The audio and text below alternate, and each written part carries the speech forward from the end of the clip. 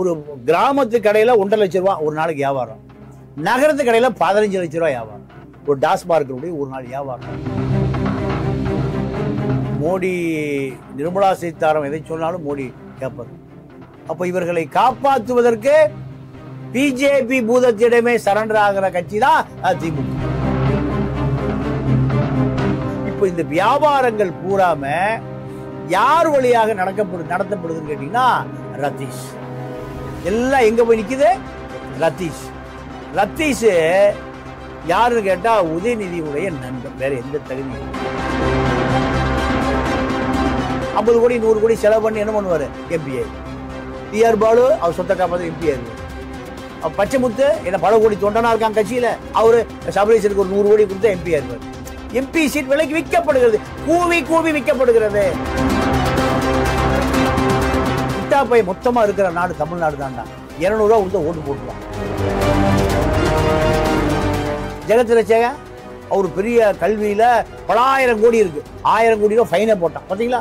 அப்ப எத்தனை லட்சம் கோடி அவர் ஏமாத்தி இருப்பாரு.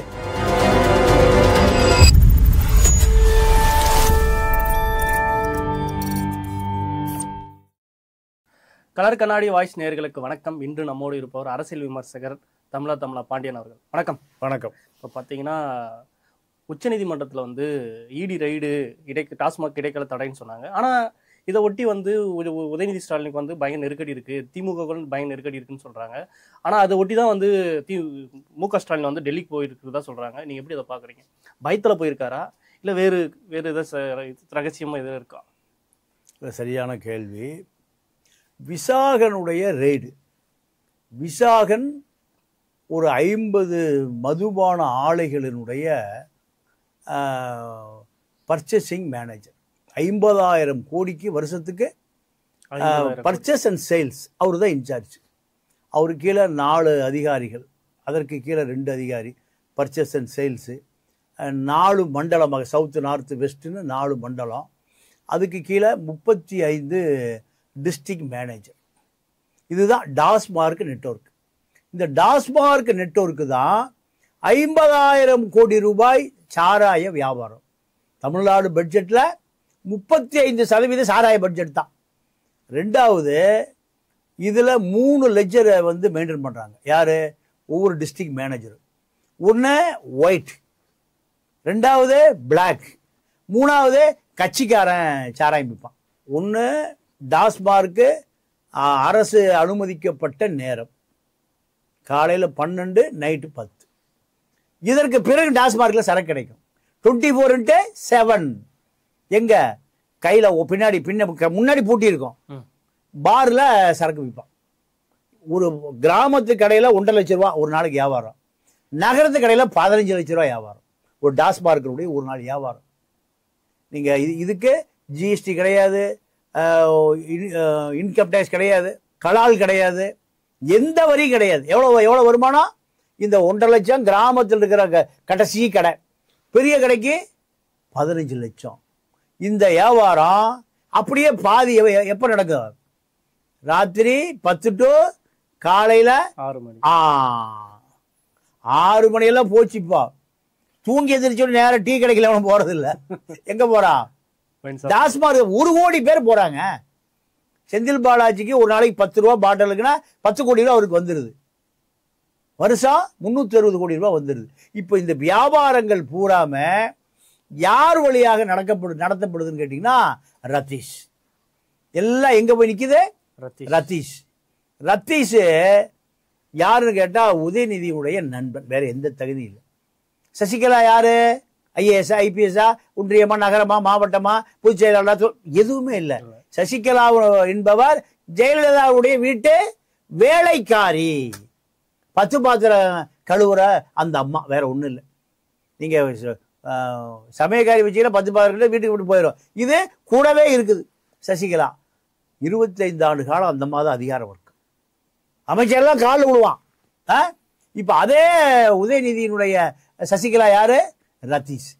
ரத்தீஷ சோமா செட்னு Leela Palace hotel, MRC Sun TV அலுவலகம்லாம் இருக்குல்ல, அது ரொம்ப காஸ்ட்லியான ஏரியா சென்னையிலேயே, அடையாறுல.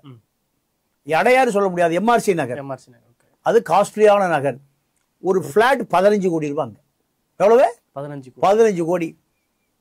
நம்ம ரத்தீஷ் அங்கே தான் இருப்பார்.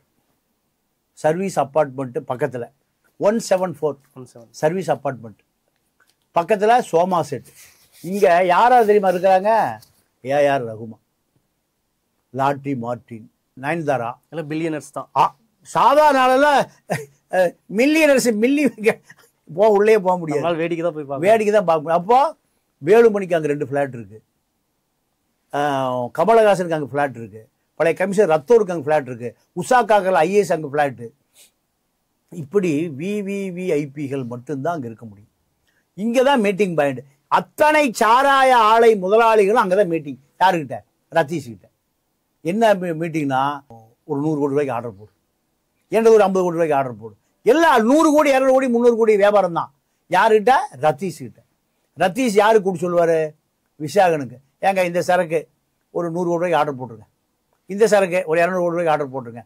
ஏன்னா வருஷம் உங்களுக்கு ஒரு 1500 கோடி ரூபாய் வியாபாரம் நடக்கும்.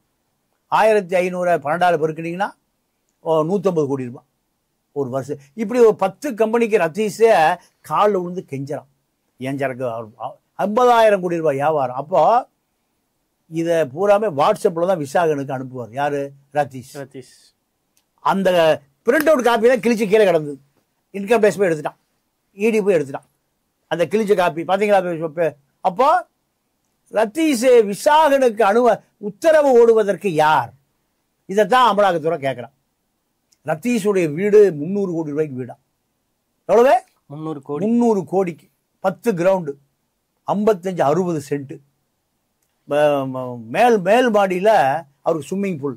30 வயசு, பேண்ட்டை சரியா போட தெரியாது.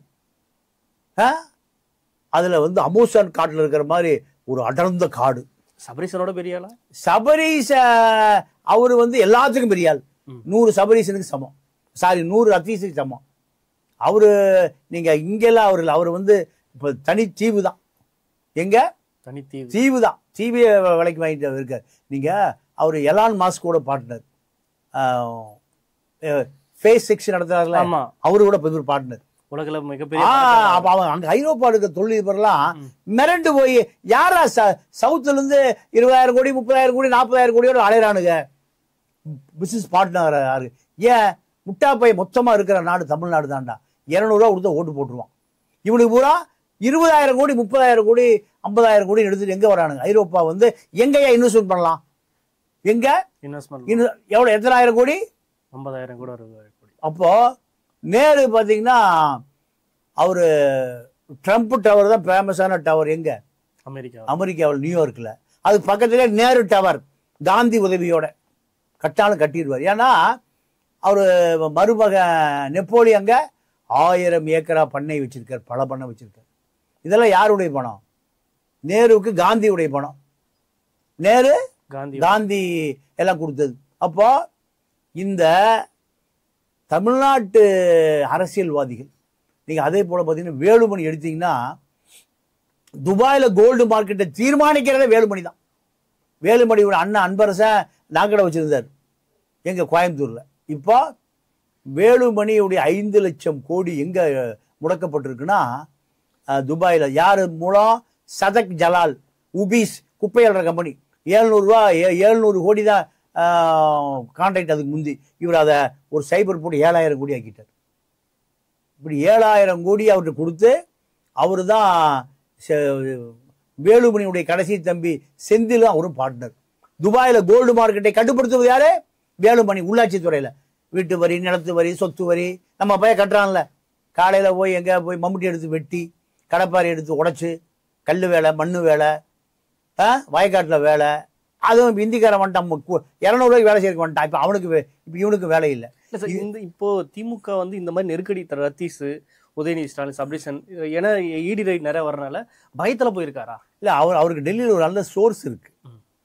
டிஆர் பாலு பிஜேபி எம்பி தான், திமுக ஜெயிச்சு போயிருக்காரு. ஆனா நாடாளுமன்றத்துல கடுமை எதிர்க்கிறாரு. நீங்க சார், அதாவது உங்களுக்கு ஒரு ரகசியம் சொல்றேன். அமெரிக்கா சிஐஏ இருக்கான்ல, அமெரிக்க சிஐஏ உலகம் பூரா கம்யூனிஸ்டுகளை வேறறுப்பதற்காக ஒரு பெரிய நெட்வொர்க்கே வச்சிருக்கான்.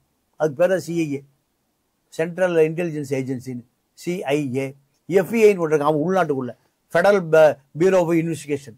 இதெல்லாம் இதுக்கெல்லாம் எப்படி தெரியுமா ஆள் எடுப்பான்? கம்யூனிசத்திலையும் மார்க்சிசத்திலையும் டாக்டரேட் வாங்கியிருக்கணும். எதுல டாக்டரேட் எதுல வாங்கியிருக்கணும்? மார்க்சிசத்துல.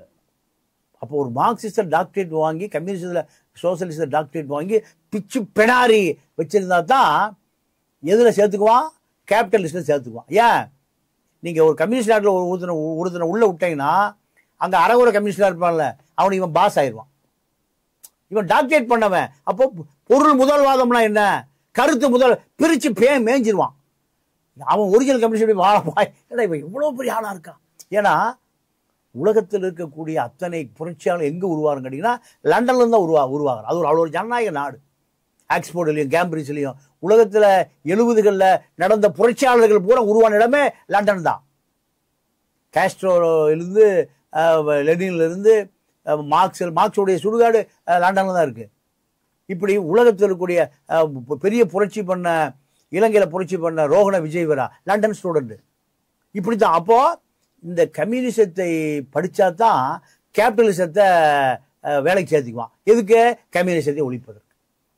அப்போ அது மாதிரி தான். அதே மாதிரி தான் இவங்க திராவிடம் பேசுவது முழுக்க பிஜேபியை எதிர்த்து வாக்கு வாங்குறதுக்கு, வாக்கு வாங்கிட்டு பிஜேபியை சப்போர்ட் பண்றது. டிஆர் பாலு அந்த அதே நிலைமை தான். அவர் பெரிய ஒரு இண்டஸ்ட்ரிஸ்ட். அவர் கிங்ஸ் ஒயின்ஸ் கப்பல் கம்பெனி இப்படி பெரிய இன்வெஸ்ட்மெண்ட். அவர் எம்பியா இருக்காரு. ஜெகத் ரட்சகன் அவர் பெரிய கல்வியில பல 1000 கோடி இருக்கு. 1000 கோடி ரூபாய் ஃபைனை போட்டான். பாத்தீங்களா? ஃபைன் எவ்வளவு?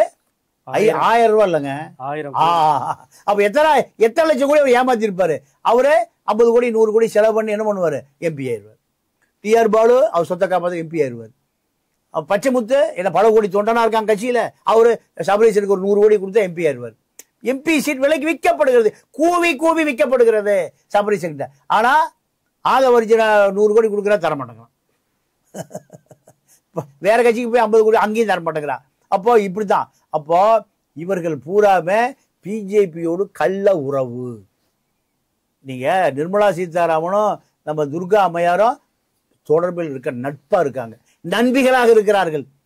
பல்டிகுமார் பீகார்ல கவுத்துட்டாருன்னா திமுக தாங்கி பிடிக்கும். 98 ஜெயலலிதா கவுத்துட்டு வருது அந்த அம்மா. கருணாநிதி மாமாவும் மருமகனும் முரசொலி மாறும் கருணாநிதியா அடுத்த பிளைட்டை பிடிச்சி நேரம் டெல்லி போய் வாஜ்பாயை தாங்கி பிடித்தார்கள். ஆனா நாங்க பாசிஸ்ட எதுக்குறோம், பிஜேபி எங்களுக்கு எதிரி, முதல் எதிரி அப்படின்னு சொல்லிக்கிறோம். அப்படி சொன்னா தானே 20% ஓட்டு அப்படியே பேங்க்ல இருக்கு. அப்படியே ஒட்டுமொத்தமா முஸ்லீம், கிறிஸ்டியன், கிறித்துவர், படித்த தலித்துகள் பூரா எவ்வளவு %? கம்யூனிஸ்டுகள் அவ்வளவு எங்கேயும் போக முடியாது. எல்லாம் எங்க படுத்துக்குவாங்க? திமுக மேல. புலிக்கு பயந்தவன எம்ஏல படுத்துக்கடா. புலிக்கு பயந்தவனா எம்ஏல படுத்துக்கா, அவன் சேஃப்டி அடியில் படுத்துக்குவான். புலி யார் அதை கடிக்கும்?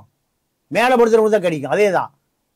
பிஜேபி பூதத்தை காண்பித்து திமுக மாபெரும் வெற்றி. நாடாளுமன்ற தேர்தல் 2 முறை வெற்றி, சட்டமன்ற தேர்தல் வெற்றி, இப்ப 26 தேர்தலில் வெற்றி. 19லயும் திமுக எதை காமிச்சு ஜெயிச்சது? இந்த பிஜேபி பூதம் தான். இப்ப 25ல் எந்த பூதத்தை காமிச்சு ஜெயிச்சது? அதே பிஜேபி பூதம் தான். 21ல் பிஜேபி பூதம் தான். 26 பிஜேபி பூதம் தான். ஏன் 20% ஒட்டிய திறந்த திமுக உதயசூரன் 20% ஓட்டு இருக்கு. அப்ப சொத்துக்களை பாதுகாக்க தான் டெல்லி போயிருக்காரு. அதேதான். நீங்க இதே மூலம் இதுக்கு முன்பு ஒரு ரெய்டு நடந்தது. சபரீசன் கைது செய்யப்படுவார். சபரீசன் லண்டன்ல இருந்தார். ஏர்போர்ட்ல போய் நிர்மலா சீதாராமன் கிட்ட கெஞ்சிய காட்சியை பாத்தீங்களா? ஏர்போர்ட்ல நின்று நிர்மலா சீதாராமன் அலுவலகத்துக்கு போக முடியல. போகலாம், ஆனா அந்த அம்மா ஏர்போர்ட்ல வர மீட் பண்ணிருந்துச்சு. மோடி நிர்மலா சீதாராமன் எதை சொன்னாலும் மோடி கேட்பார். அப்ப இவர்களை காப்பாற்றுவதற்கு பிஜேபி பூதத்திடமே சரண்டர் ஆகிற கட்சி தான் திமுக. அதிமுக நிரந்தர அடிமை, இவர்கள் தற்காலிக அடிமை. தேவைப்பட்ட போய் கால் விடுவான். வெளியில எல்லாம் ஊடகங்களை சொல்லிக்கிறது பார்த்தீங்கன்னா சவால் விட தான் போயிருக்காரு. டெல்லி வந்து ஒரு சொத்தை பாதுகாக்கலாம் போல அப்படின்ற மாதிரி நிறைய ஊடகங்கள் சொல்றாங்க. ஊடகங்கள் பல கோடி ரூபாய் செலவு பண்ணி, எனக்கு தெரிஞ்சு 40 ஊடகங்களுக்கு மாசம் 40 லட்சம் ரூபாய் சபரீசன் கொடுக்கிறார் சீப்பு செந்தில் வழியா. எவ்வளவு? திமுகவுக்கு ஜால்ரா போடுவதற்காக 40 வாடகை வாயர்கள், தரகர்கள், நிருபர்கள் பேர்ல இருக்கான். 40 பேர் இருக்கான். 40 யூடியூப் சேனல் அவரை திமுக நம்பி தான் ஓடுது. நான் இப்போ எல்லா பட்டியல் விட முடியும். மாதம் 1 லட்ச ரூபா கொடுத்துருவாங்க. மாதம் 1 லட்சம். மாதம் 1 லட்சம். சாதாரண சுற்றிட்டு இருந்தவனெல்லாம் இப்போ வச்சுட்டு இருக்கான். பேர் மாதிரி எனக்கு சொல்ல முடியும். பாவம் பொழைச்சிட்டு போகிறான் நம்ம பையன். ரொம்ப வறுமை கோட்டில் இருந்து பயிலுவோம். அதனால் பொழைச்சிட்டு போகிறான் நம்ம பயிலுவோம். எப்படி பார்த்தாலும் அவன் பத்திரிக்கையாளன் தான். இப்போ தரகராக மாறிட்டான். அதனால் நம்ம அவனை காட்டி கொடுக்கக்கூடாது. என் குழந்தை குட்டியெல்லாம் பாவம் வேற, அவனுக்கு மாங்காய் தேங்காய் விற்க தெரியும். இதைத்தான் விற்க தெரியும். எதை?